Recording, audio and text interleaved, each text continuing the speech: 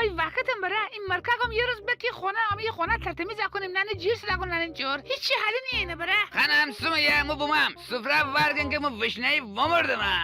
بیه گل بزارالیه بوما بولگه بنسم سیروز تی پله باقشنگ بشاریه تی جورا ببیزه پنیر خاکا بگونه خانم روزفه بودی مرو بره